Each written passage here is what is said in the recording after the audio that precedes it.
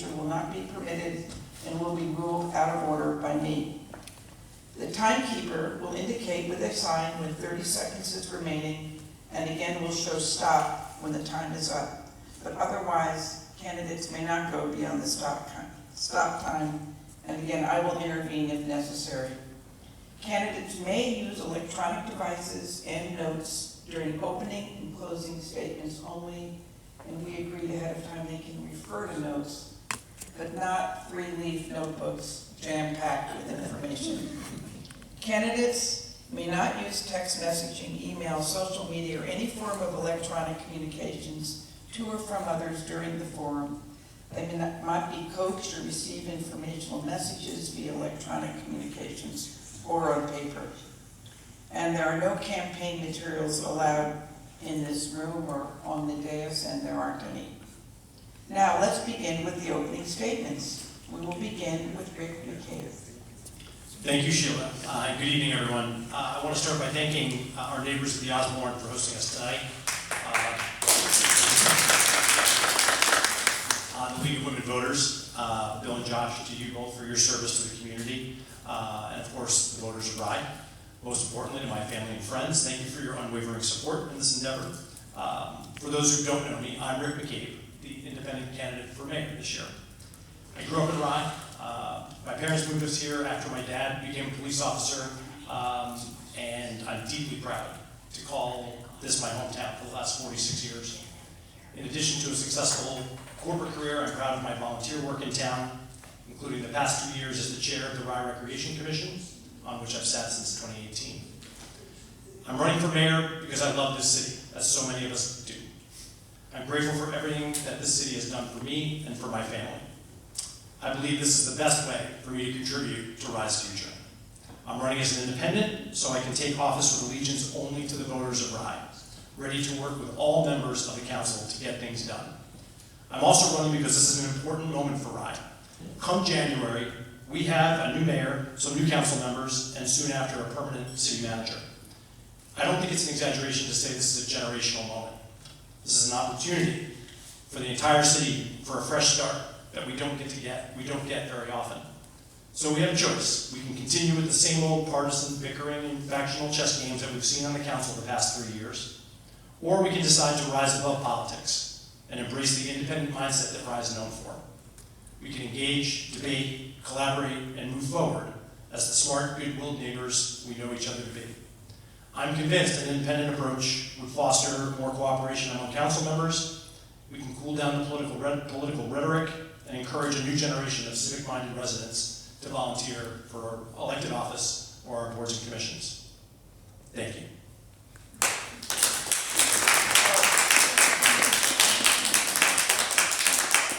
I should have mentioned no applause until the very end, please. It uses a lot of time and it's distracting, so please wait until the end of the forum. Thank you. Phil, number 2. Hello, can you hear me? Yes. Great. Hi everyone, my name is Bill Henderson and I'm running for mayor on the All In for Rye ticket with 3 other great candidates running for city council, Maria Shuck, Robin Jovanovich, and James Fee. I'm very proud to be on this truly bipartisan ticket of people who are accomplished, have a lot of common sense, and care deeply about Rye. I look forward to the debate tonight.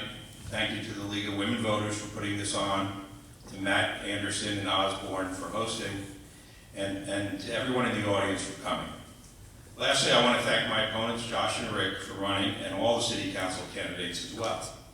I think it's a great thing that we have a full contested elections for mayor and 3 city council seats. You get better government when more are willing to step up and serve. Rye will be better for it. A little background on me. I was born and raised on a farm in a rural part of New Jersey. I was one of 7 children. We were mostly unsupervised, and it was everybody for themselves. Perfect training for being on the Rye City Council. Later in life, after law school in Washington, D.C., I met and married a wonderful and very pretty young lady, Beth Parker. She's right over there. Beth and I moved to Rye from Washington 31 years ago. We made our home here and had 2 sons who grew up here, played sports, went to the public schools, and have flourished. We were all very lucky to live in Rye. Not everything is perfect, but most of our issues are manageable. They also aren't partisan. In our city manager form of government, the city council's job is not to run the city, but to act similarly as a board of directors. It is to listen to the public, set policy, and oversee the city manager. The mayor's main job is to lead the city council. That's the job, to be the leader, the captain of the team, the big brother on the city council. Yes, this or that policy is important, but the most important role of the mayor is to be the leader who will make everyone on the council better and ensure that the council is effective, listens to the public, has civil and useful debates, and comes to the best decisions for Rye. Thank you. Josh. Welcome, everyone. I'm Josh Nathan. I've served as your school board president, served on the Governor's Storm Committee for Rye, and now I serve on the City Council. I want to thank the League of Women Voters, the Osborne, my opponents for participating, my running mates, and everyone watching for being engaged in Rye's future. Because that's what's at stake tonight in this election, Rye's future. Rye is a beautiful place to live. To keep it that way, we need to protect Rye from flooding, overdevelopment, and financial risk. And we need to set the right course for our city. That requires engaging in comprehensive planning, combating flooding, and holding the line on taxes. This is no small undertaking. I have the skills, experience, and a track record of results for Rye. Here's a little bit about me. My wife and I came to Rye 25 years ago. Our son is a Rye graduate. Professionally, my work is dedicated to nonprofit governance. I'm a former general counsel of PBS's Channel 13. As three-term president of Rye School Board, I navigated the '09 recession using tax cap compliant budgets before there was a tax cap, while bringing people together to launch new sports, academics, and capital programs.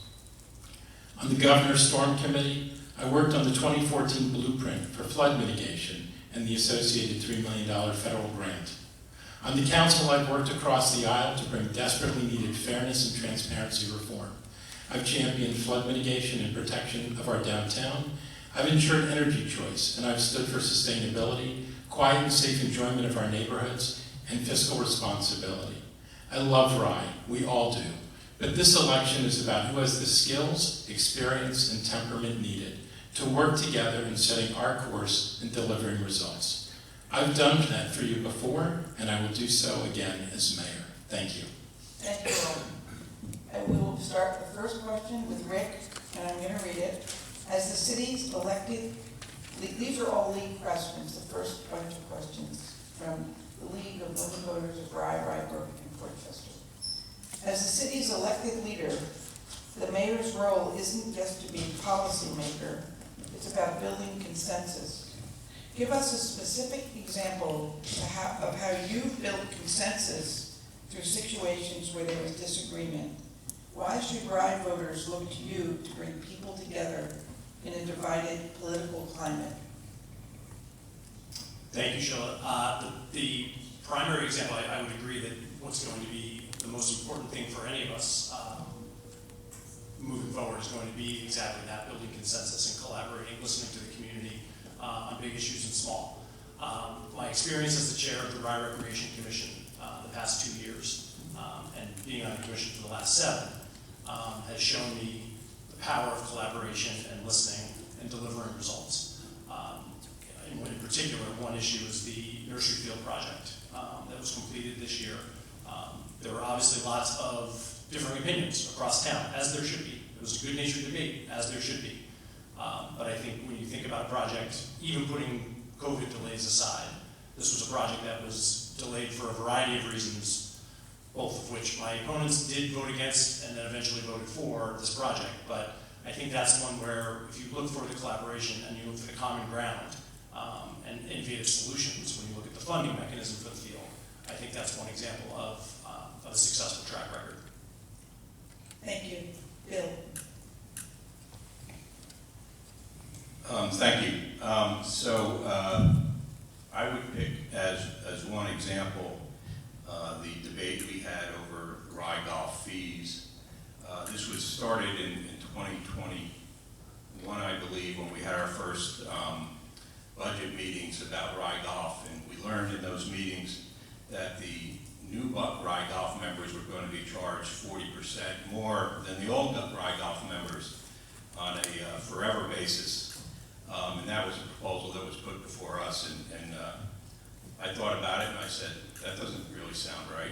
And so it took a long time. It took about a year and a half to 2 years for us to finally change the law and get it right. I worked a lot with Josh Nathan and the other people on the council to finally get to consensus. We had to wait for an election until we got there, but we stayed at it. We stayed at it for a year and a half, 2 years, because it was wrong. And so we took our time, but we got there, and I'm thankful to Josh for working with me. But that would be an example. I'd also mention that on a number of occasions I've supported both the election of Democrats to the council and the appointment of a Democrat, Sarah Goddard, to council. So I think my record is one of true bipartisanship and reaching across the aisle. Thank you. Josh? I have a lot of examples, but I'll try to keep it to just a couple. I'll start with when I served for 3 terms on the Board of Ed. I inherited a situation in which we had multiple open contracts with our unions, and people were pitted against each other. We had a decades-long litigation that I inherited. Again, people were pitted against each other. I worked with the community, I worked with taxpayers, I worked with all the stakeholders, I worked with the city, and I worked with the unions to bring all of those matters to a close. When I became president of the Board of Ed, I said to my colleagues, we're always going to fight for consensus. That means we're going to hear everything. Our job isn't done until everyone's heard. We ran our meetings in a way that the public was welcomed to our meetings. They were welcome to come up and speak. They were welcome to meet with us outside of meetings and to get information from the administration. And those who were around at the time remember that that really was the hallmark of my service, which was consensus building. More recently, I've worked very closely with Bill on championing a number of things at the City Council, including very important transparency and fairness reforms for how our meetings operate. Reforms that I brought with me from the Board of Ed, reforms that I brought with me from my work in that sphere professionally. And these were all designed to encourage people to participate in our dialogue. And lastly, I've never worked where partisanship mattered. I've always worked across the aisle. When I was on the Board of Ed, I didn't know who was what. Bill and I worked together. We were the 2 people from different parties working together to get things done. We collaborated on the golf fees and many other things. So it's about what is the best thing for Rye and how do we all get there together. Thank you. Before I go to the second question, I'd like to ask the audience, please raise your hands if you want to ask a question. People will be wandering around, no, not out loud. People will be wandering around with 3x5 cards where you can write your question down, and the questions will then be vetted and combined in some cases when they're redundant. And then they will be asked at the latter part of this forum, okay? So please get your questions, and you can raise during the forum if you like. You don't have to wait until there's a lull in the questioning. So now we're going to go on to question number 2, and we're going to begin with Bill Henderson.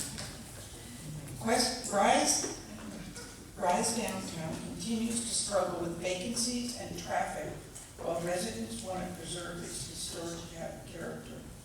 What is your vision for revitalizing downtown to support small businesses while also addressing congestion and parking challenges both in the downtown and near the train station?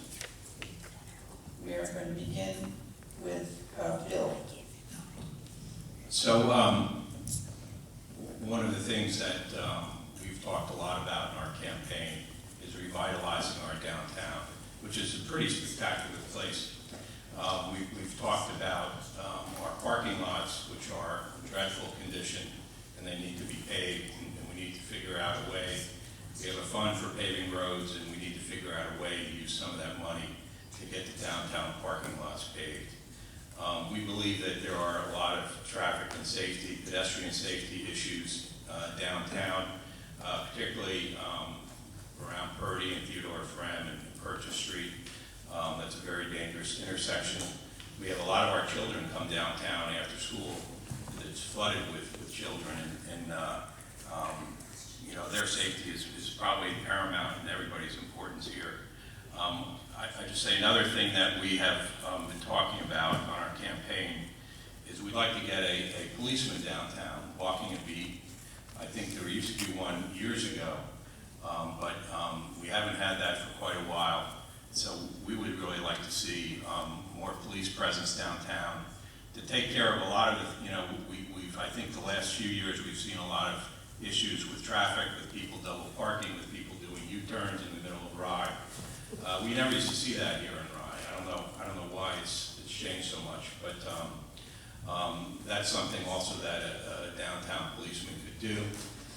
So those are the main things. I don't necessarily think that, and one other thing is we really want to work with our private groups like you know, the Flower Guild and other folks to really beautify downtown. There's a lot of things we could do to spruce up downtown, just like we've done now last year with the holiday lights. It's a spectacular thing, and we should be doing more of that.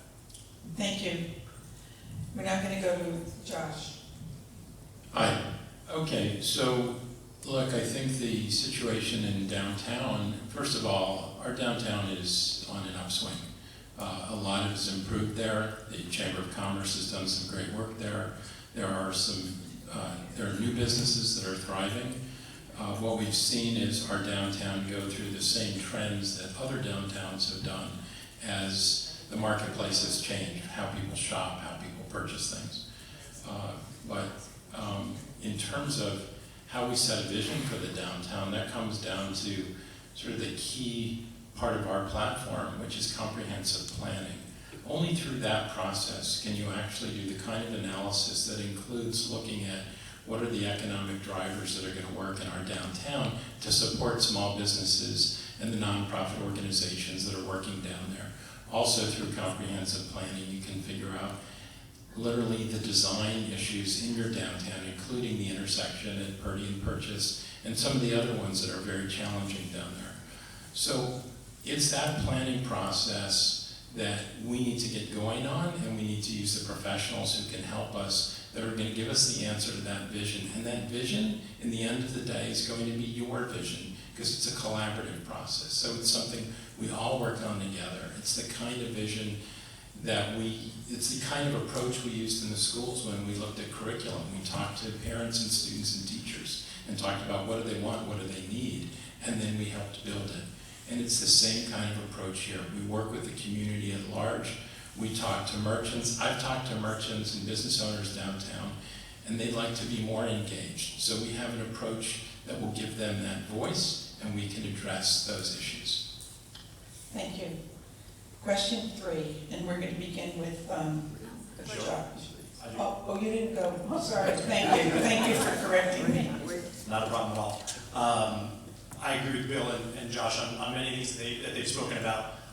The balance is going to be revitalizing downtown, but keeping the intrinsic charm of what we all agree is a unique and historic place that we all value.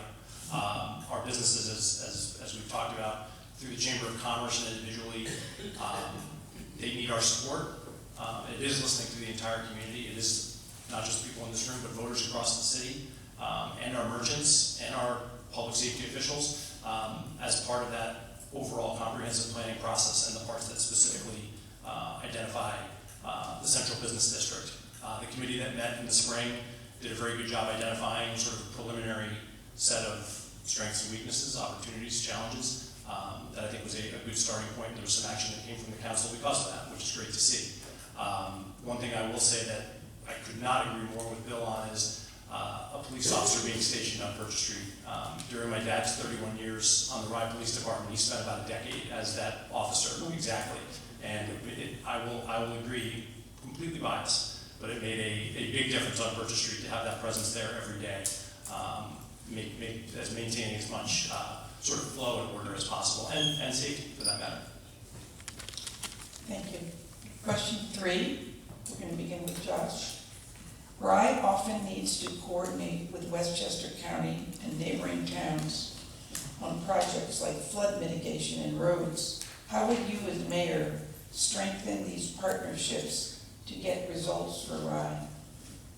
So I've been doing that since I came on the council, and I've been doing that since I've been in Rye, which is developing the personal relationships with our leadership at the county and neighboring towns, getting to know who our new county executive is, knowing our county legislators, knowing our neighboring mayors and council people and the city managers that surround us, so that we have those relationships. I've attended seminars and workshops at the Pace Law Center for Land Use, where a lot of us get together and we talk about what we need and how we're going to work together. There are intermunicipal groups that we have participated in from time to time. We need to strengthen those relationships. We need to be hosting some of them and taking the lead. Rye, for the last 8 years and maybe longer, has been fairly litigious with our neighbors. That's not a way to make friends, that's a way to make enemies. So one of the very concrete examples is a number of years ago, I took our city manager, now retired city manager, over to the Westchester County Center, and we met with legislators, and we talked about some of the issues that we had in Rye, and we walked out with a pledge of $250,000 for stormwater work, which was delivered several weeks later after the county legislature approved it. So it's really about building those relationships and hearing what people need, what your neighbors need, what you have in common, sharing what you need, and figuring out how not to duplicate efforts. Another example was 67 Grand Avenue in Harrison. I hosted in my home members of that community and members of our community, Harrison and Rye, to talk about what we could do about flooding and what we could do about the issues there. And out of that came actually some advocacy work by neighbors to stop that project. Thank you. Rick, your turn. Thank you. The one thing we know about any of the flood-related relief is that we can't do anything about stopping it, which is going to be a matter of mitigating it. And many of those efforts are going to be centered around a relationship and our pressure that we can put on the county and the state and even federal when possible. To Josh's point, building those relationships is an incredibly important first start, but we need to be able to pressure those allies that when we need to be able to make the changes that are key. I think when we look at the financial resources of the city to try and mitigate these areas in the city as much as possible, these choke points on the brook and places like that, or storm surge from the sound, those are going to be intensely capital intensive. They're going to be very capital intensive. We've had some luck getting state and federal money for some of those, and county money for some of those bridge projects and things like that. But it's going to be incumbent on the next mayor and the next council and city manager to continue to reinforce those relationships. Thank you. Bill? Thank you. I agree with Josh and Nathan. It doesn't help when you're suing all your neighbors for different things, and it doesn't really foster a sense of cooperation. I have a lot of these same relationships. I've been on the council for 3.5 years. I think I have some very good relationships. I'm also independent. I'm not in the same party as most of the people in the surrounding jurisdictions and the county and the state. And I think that might be an advantage, because I'm not going to be afraid to push people when I don't think we're getting the results that I think we should be getting. So we want to work with people, but we also need to hold their feet to the fire and have them make sure that we're working together and making progress. On flooding, we do need help from our New York State Representative Steve Otis and Shelley Mayer, and we need to make them, I think, more full participants in our efforts for flooding, especially for some projects upstream. We're having an issue with SUNY Purchase College and getting them to cooperate on a project, and we really need their help. So I believe we should, early on in my tenure, I'm going to have a work session, and I'd like to invite the two of them and kind of make sure that we're working more closely with them going forward, because we do need their help outside of RYE. We can do what we can do for RYE inside of RYE, but we really do need help. And it's working with all these folks that are going to bring results.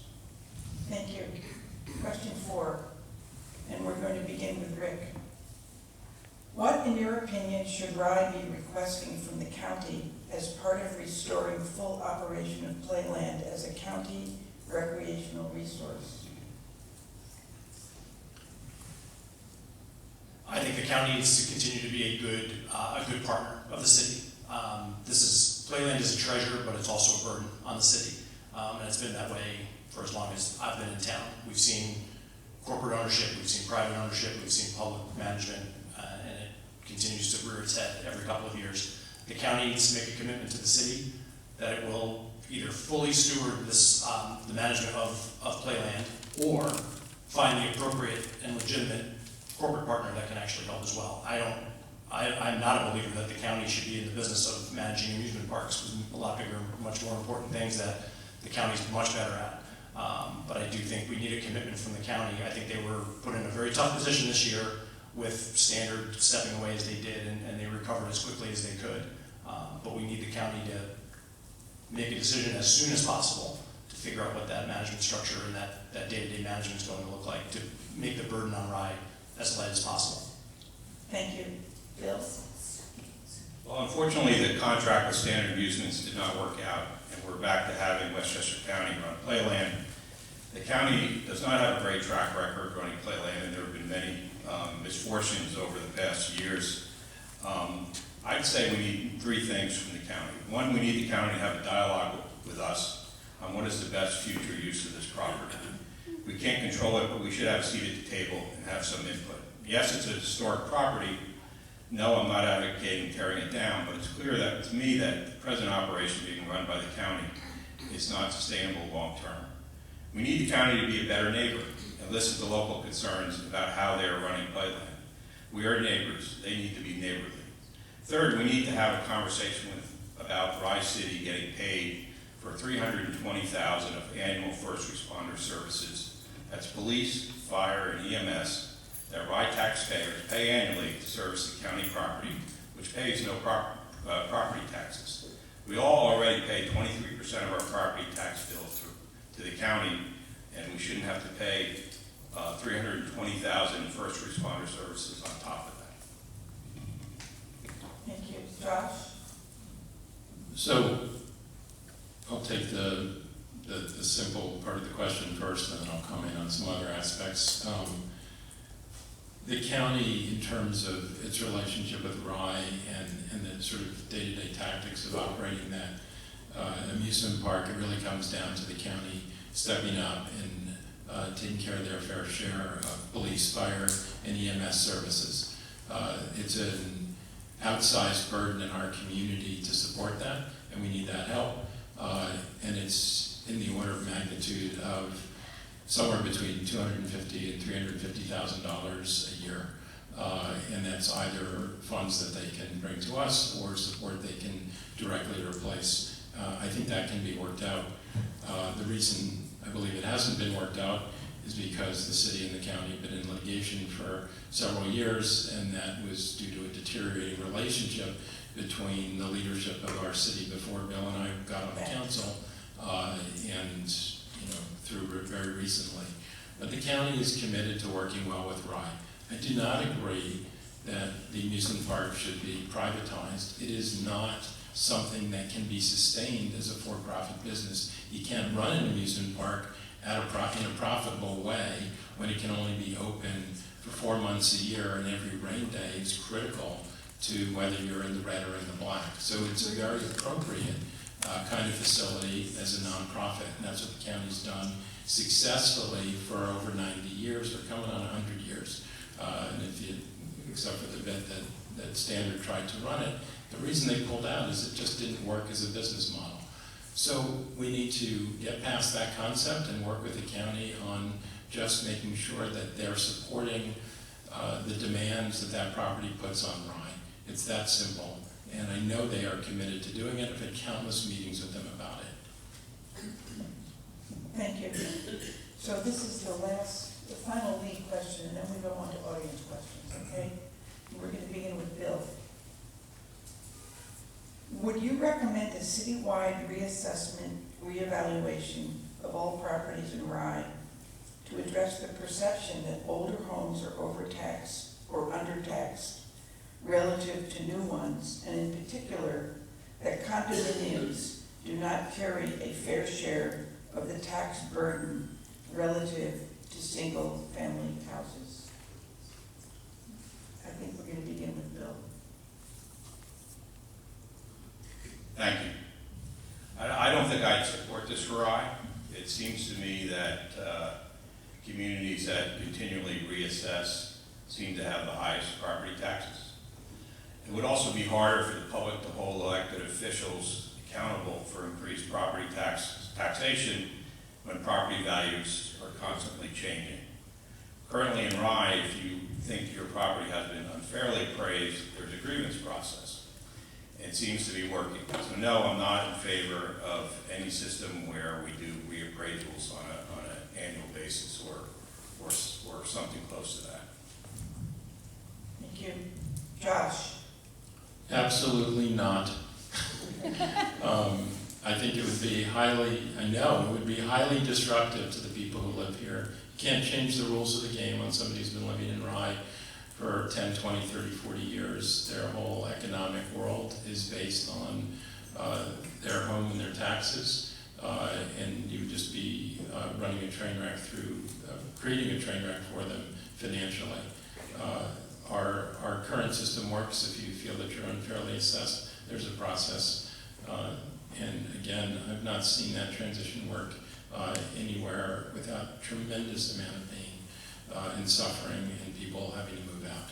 So absolutely no, we should not do that. Rick?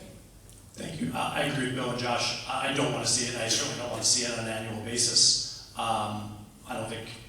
Show of hands, who wants to pay more taxes? Clearly, that's pretty straightforward, easy political question to answer. I do think it raises a separate point about the financial future of the city in terms of revenue streams and our financial stability. We've been financially stable for quite a long time, but we've heard from everyone we hear publicly on news reports, but even George Latimer, who came to the council earlier this year, said be prepared for the cascading effect of the cuts that are coming from Washington, that are going to affect Albany, that are going to affect White Plains, and they're going to affect Rye. And we need to be just conscious of that. I'm not saying that this is the one solution to do that, but we do have to have a broader conversation about the effects of some of these revenue streams drying up over time. And Josh, the one question I just had to ask about Playland, I thought you said at the end, if I misunderstood, please tell me, I thought you made a compliment about the county running the park well. I think they recovered nicely this year, but I'm not sure that their track record is close to adequate. And I think we need to be good neighbors, but honest neighbors about how the park gets run in the future. Thank you. We're now beginning with the audience questions. Question number 6, I'm going to read it. Okay. New York State has suggested that municipal governments consider allowing elected officials to attend meetings remotely via video conference technology in extraordinary circumstances. These include disability, illness, and caregiving responsibilities. In November 2023 and again in November 2024, the Rye City Council considered this suggestion and rejected it. Why or why not do you support this? Beginning with Josh. I did not support us going to a hybrid meeting model. I saw what that did to our city for the period of the pandemic, and I've seen what it's done in other organizations. It creates incredible division. We are a tiny town. We can all show up. We have plenty of ways to communicate. You have a small council of 7 people. That's part of the commitment. Being in a room together and working together is absolutely critical to creating a kind of collegial spirit and ability to work towards consensus. If you're looking each other in the eye and you're looking at the public in the eye and you're having a conversation, just like we do this live as opposed to sitting at home and doing it by Zoom. It's important for us to interact. It's very human. And so I don't support it. We've worked very well without it, and I don't see a need to start doing that now. I think it would lead us to a bad place.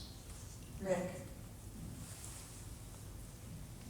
Thank you. I agree that the primary choice is to be in person. I think that's the ideal scenario. I do think for emergency circumstances, when a council person is not able to attend or has a care responsibility with family or a medical issue, that remote access is so outlandish. And that includes when that takes place, it's under certain conditions. There's a physical quorum in the conference room. There's certain conditions that we lay out as we pass our own law with the conditions that RAI wants to have as part of this potential initiative. And I think if you look at the unbelievable myriad ways that we now use this kind of technology, all of which we're wired for in the city of Rye, from medical appointments to consultants with our attorneys to therapy appointments, this is now commonplace. And I wouldn't advocate for a full hybrid mode, but to have the opportunity for a dedicated volunteer who has signed up and been elected to a public office like the council, to have the opportunity to use that technology in very limited circumstances. Thank you. Bill? Thank you. We debated this, I think, quite extensively on the city council. And one of the issues with remote meetings was, under New York State law, the public also had to have an opportunity to come remotely. So you could have one person doesn't come, and then you have 30 people from the public coming remotely. I firmly believe that if someone has a problem in Rye that they really care enough about, they should come down to City Hall and tell everybody what the problem is in a meeting, instead of just picking up the phone. I also think that we do get more results when we work together in person. And I think it's very important that we keep the idea of a small town hall meeting that's been going on for Rye in our history, and that everybody shows up and everyone debates and we act civilly together. I don't think the remote meetings during the COVID period worked all that well. So it also raised the question about who decides whether or not somebody has a good excuse not to come, and that works well sometimes when you have a united council. It does not work well when you have a divisive council. So for all those reasons, I voted against it. Thank you. The next question again is from an audience member. We're going to begin with Rick. How would your volunteer service inform your work as mayor? I will answer that question fully. I just want to take a second I'll spend some of my time as I'm allotted to talk about this remote project. No one's advocating for this to be a free-for-all or a completely hybrid process. We're talking about the ability for one person or 2 people to be able to join. We've all worked in situations where public feedback can be handled from a distance. If someone from the Osborne isn't able to make a meeting, this may be an opportunity for someone to be able to do that. If it's a council member who has a care issue or an emergency medical issue, they still get to participate, or work travel issue, take your pick on that. But just wanted to reaffirm that. In terms of my volunteer work in town, like everyone from Bill and Josh, to everyone on the council, to everyone on our commissions and our boards, these positions are volunteer positions. Applaud absolutely everyone who steps forward and have particular sympathy right now for the members of our dear committee, because they certainly seem like they're the ones that are in the hottest seat at the moment. My time as chair of the Rye Recreation Commission, we've really tried to make it a priority, and I've tried to make it a priority as chair to listen to the community and to the other members of the commission, to collaborate as much as possible, not only amongst the commission, but with our professional city staff, which makes all of these things a reality, and to deliver results. And again, going back to, I would say the landmark achievement with that philosophy was the nursery field project, which had plenty of detractors for good reasons, and through goodwill debate and the proper process, we were able to find consensus, and I think what everyone agrees is a new crown jewel among our athletic facilities. Thank you. Bill? My past government service includes being a Rye City Council member for almost 4 years. I was a federal prosecutor in Washington, D.C. for 5 years, and I was a law clerk to a federal judge. Some of my volunteer activities include I was the past president of the Appomattox Club. I served for 6 years on the board of directors there. I'm a member of the Appomattox Foundation, which is a charitable organization. I've served on the Rye City School District Audit Committee, and I'm a driver for Meals on Wheels. So one of the things I've learned through my government and volunteer activities, be humble and not get ahead of the public, to respect traditions and the constituents that you serve. And I think it's most important to understand that it's a privilege to serve, and it's not about yourself, it's about how you serve the people that you're representing. Thank you. Josh? So I've been volunteering in Rye a total of 15 years, from the school board to the storm committee to the city council for 4 years most recently. I think the thing that I take away in terms of the spirit of it is we have an incredibly smart community.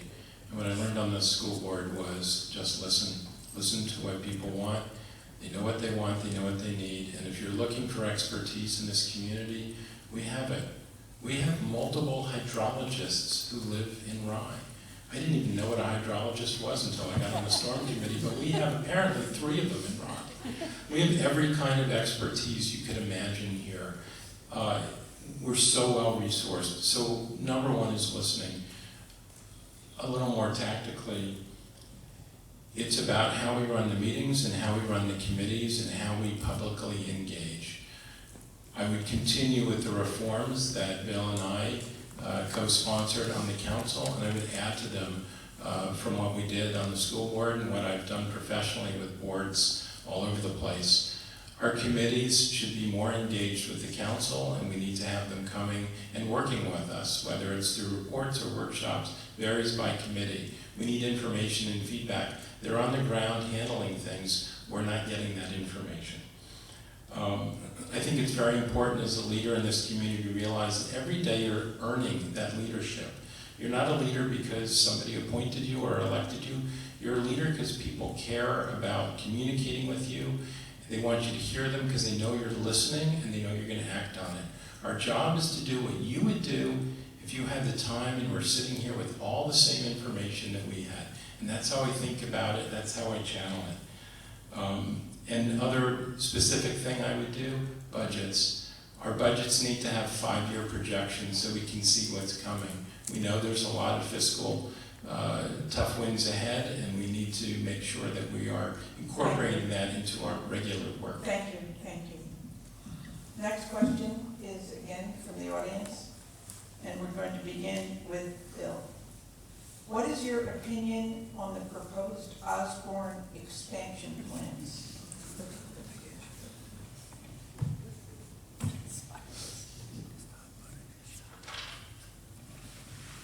I've met with Matt Anderson, and I've attended a couple of the planning session meetings, and I'm very positive about the plans.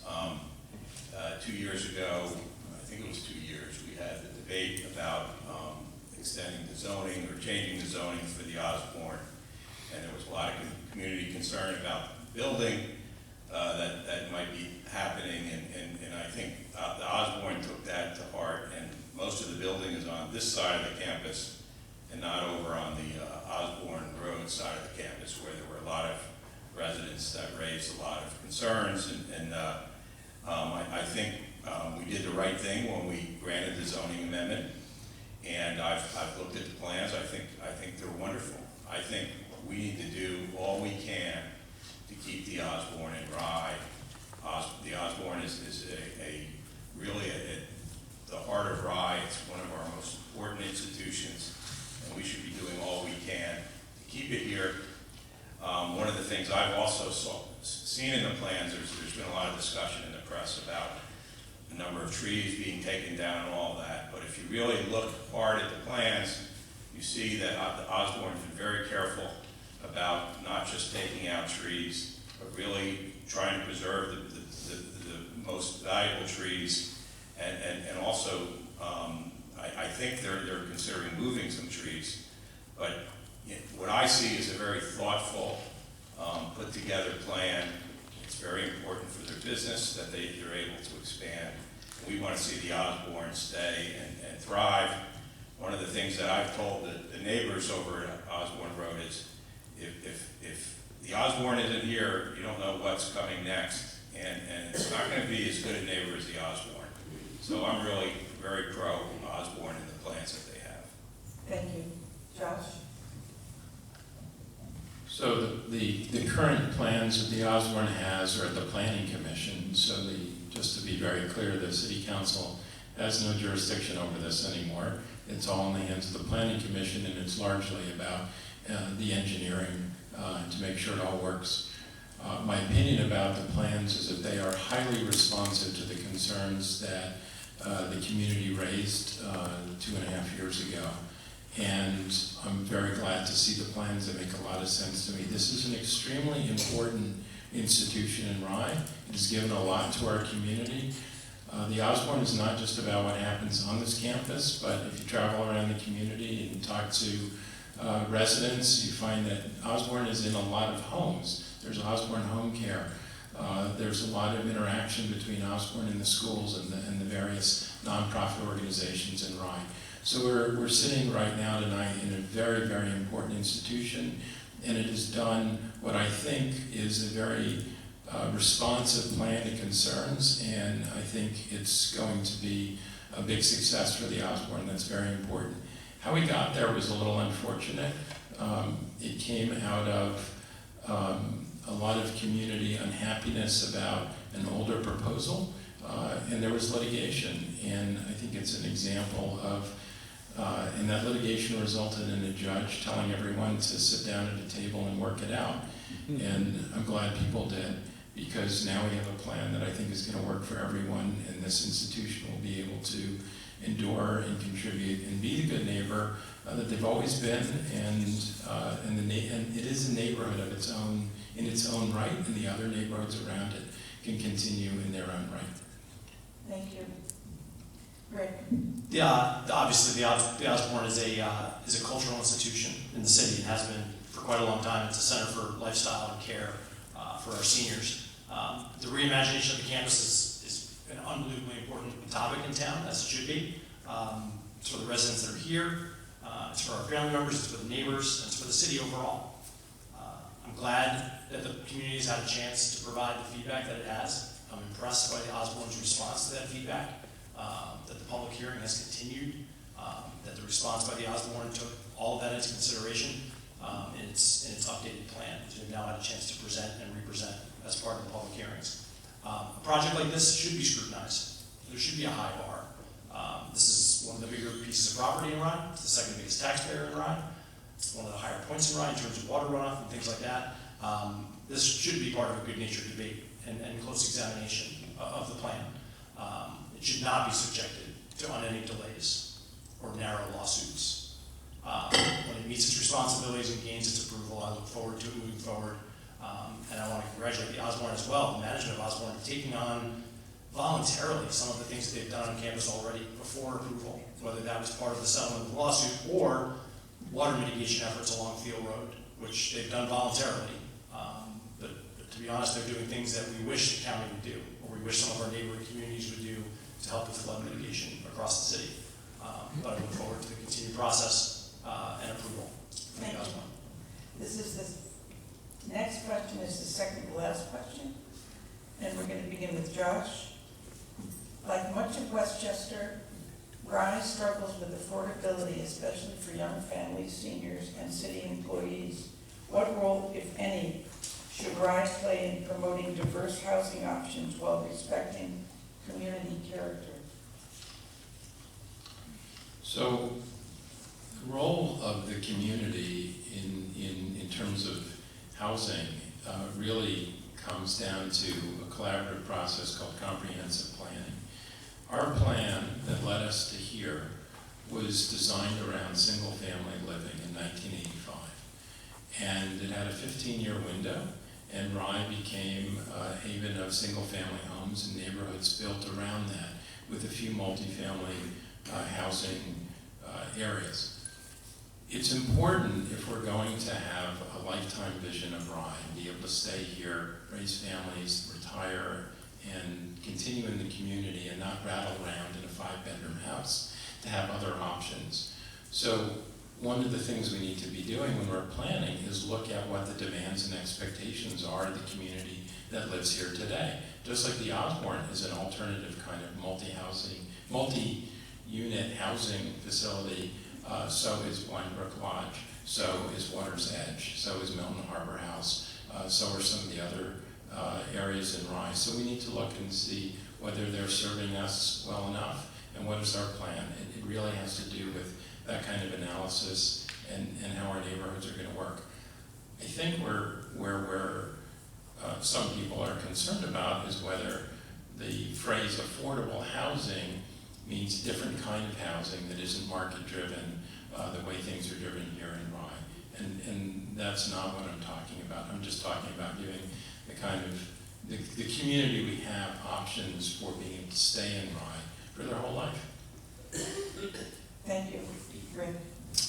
I think we're talking about a balance of I would say competing goals, but 2 goals for the city. Finding these opportunities for housing that's affordable, whether it's for new families, current families, seniors, and making sure that there's a bit of a long-term plan for doing that. At the same time, we do want to keep, and many people will say the phrase, we want to keep Rye. And I don't always say that, but I think it's a notion that we keep in the back of our minds. And the balance, the dual goals of finding these opportunities for families and also, keeping what we love about the city is going to be something that we have to think about a lot going forward. How does the council approach that? How do our city staff approach that? All of our commissions, planning, zoning, all those commissions that have those kind of land use responsibilities. That then needs to be part of the comprehensive plan. Josh is absolutely right. That needs to be a key part of what we're talking about as we move forward with this comprehensive plan. The comprehensive plan is by no means a panacea. It's not a cure-all. But given the time that has passed since the 1985 plan was put together, when we were told that Rye is fully developed and a one-family housing community, that time has passed. It doesn't need to be updated. But I do think keeping in mind that it's not going to solve all our problems, that those things will then continue to live as we reshape our zoning laws and we think about our downtown development. The comprehensive plan can be a guide for that, but it's still going to take the hard work week after week of our council, our commissions, our residents, our businesses as we move forward. Thank you. Bill, sorry about that. Development is an issue that I think is top of mind for almost everybody. And when you talk to people, it's interesting because everybody comes at it from a different perspective. Development, do they mean development outside of Rye, all the building that's going on outside of Rye? In Rye, what are they concerned about? Are they concerned about the downtown? Are they concerned about tear downs and bigger houses? And what is that doing to the community? I think affordable housing and multifamily housing is one of several issues in development, in that big bucket called development, that I think if there's any good reason to have a comprehensive planning process, that's the reason. So we can have a community conversation about development, and everybody can come to the table, and the town can decide what we want to do, and there's many different issues around development.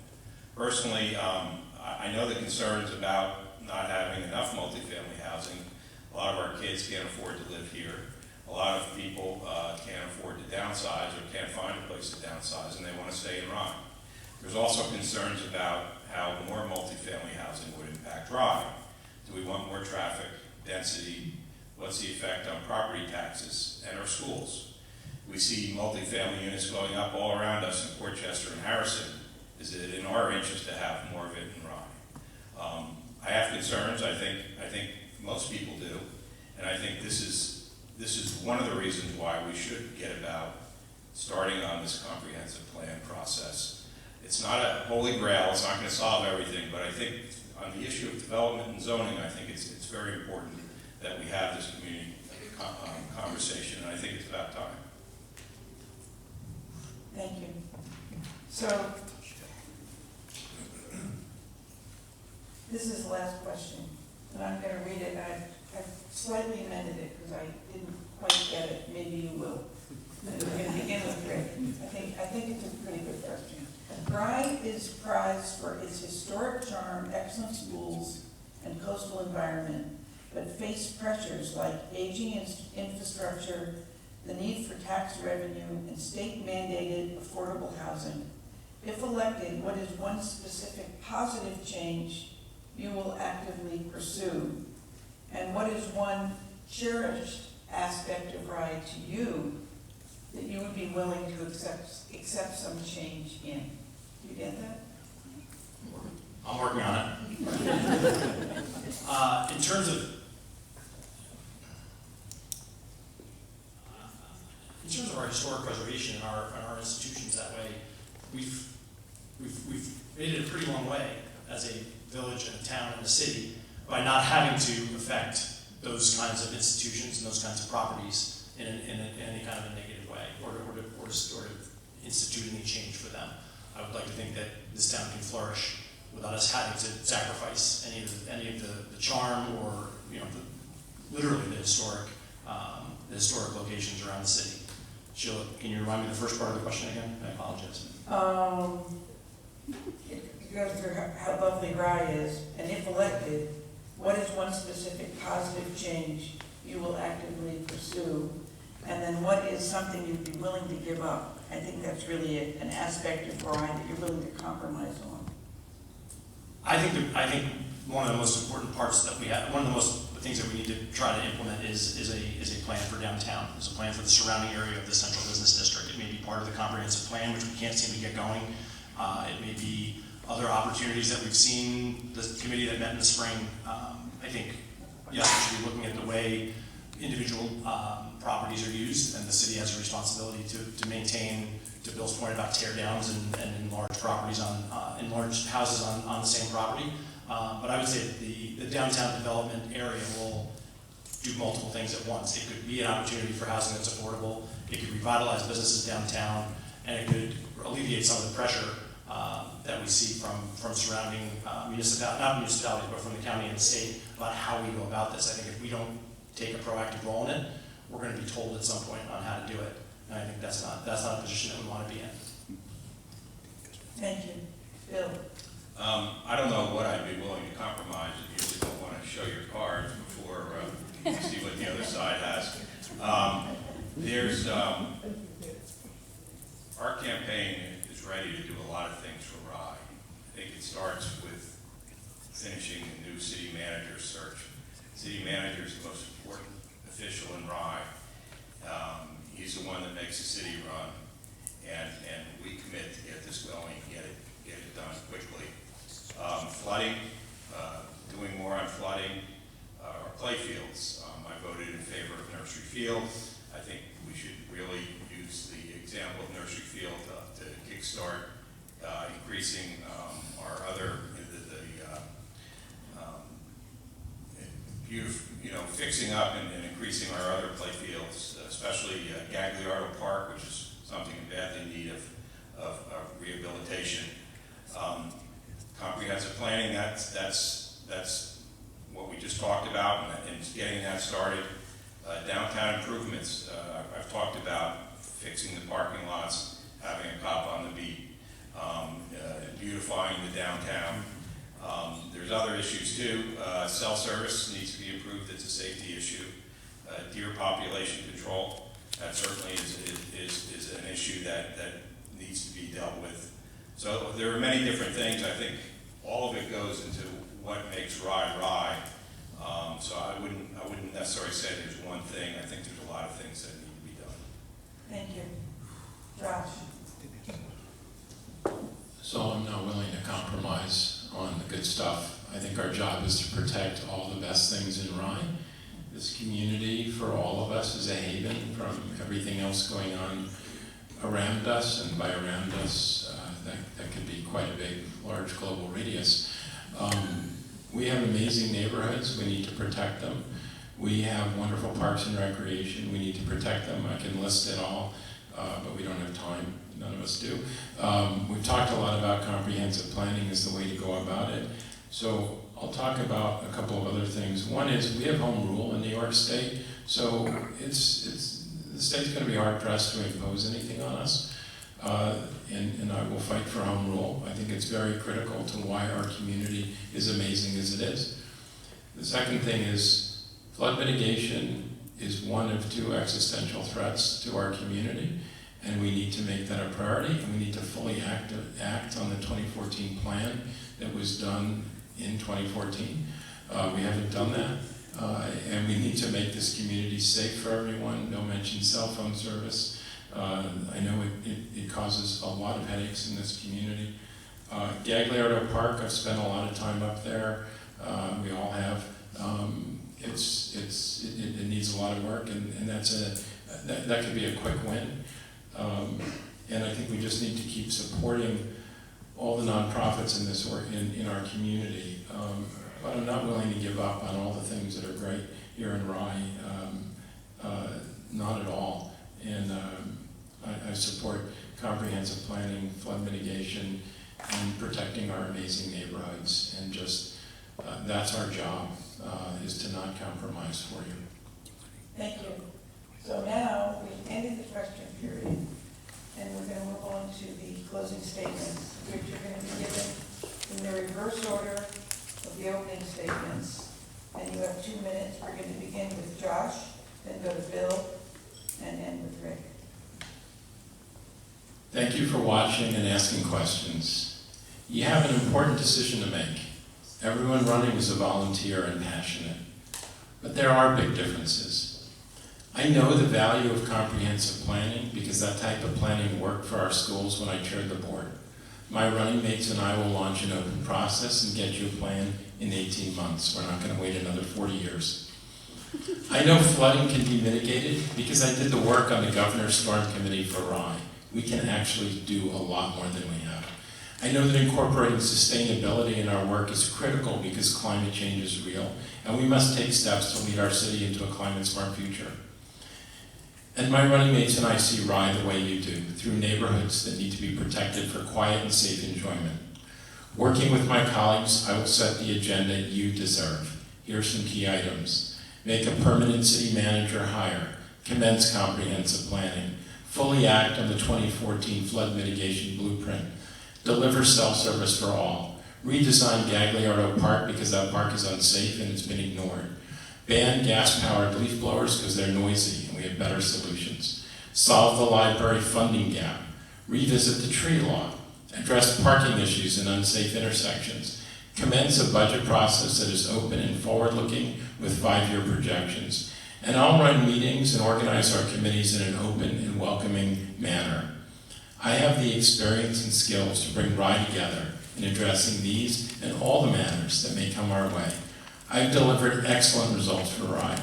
I will do so again as mayor. I'll close by asking for 3 things. Vote, because our democracy depends on it. Vote for my running mates, Marion Henderson, Amy Kesavan, and Councilman James Ward. And vote for me, Josh Nathan, for mayor. Thank you all. Bill, 2 minutes. Thank you. I want to again thank the League of Women Voters for putting on this debate, to the Osborne for hosting, and to all of you for listening and your good questions.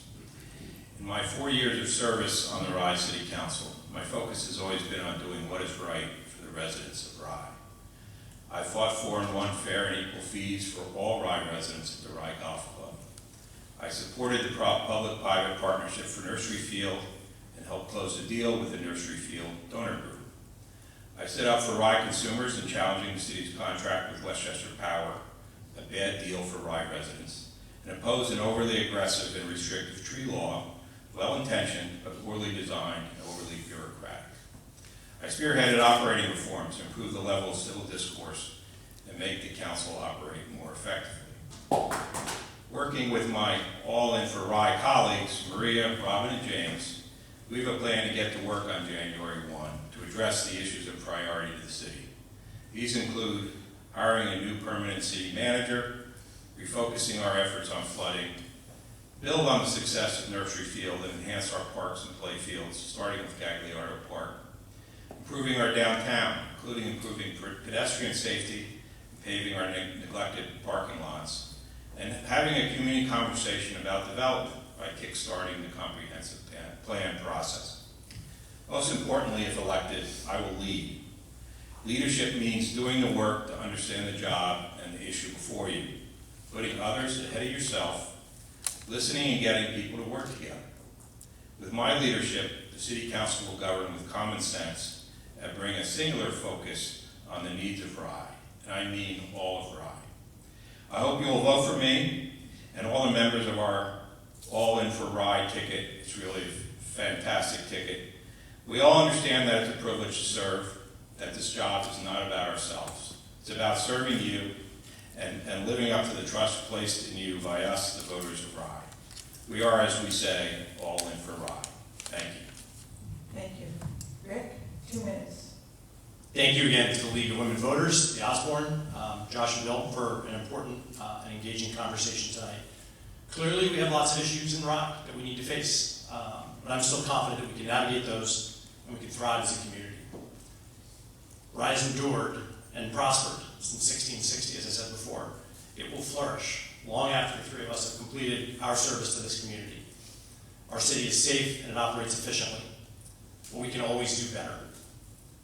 I believe an independent, nonpartisan government approach will help us achieve even more. I'm tired of every conversation about local politics beginning and ending with an eye roll.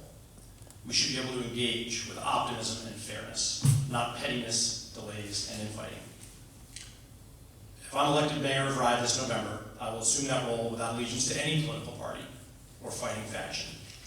My mission will be to collaborate with all members of the City Council.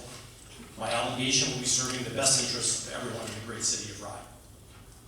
When you enter that voting booth, please think about the kind of future you want for Rye and how I can help deliver it. Don't automatically click the boxes that you've always clicked with the same old parties out of habit. Look for my name standing independently on the ballot as I do now in front of you, down on line E, and choose independence. I hope you give me the opportunity to lead. Thank you. Thank you. I haven't quite finished.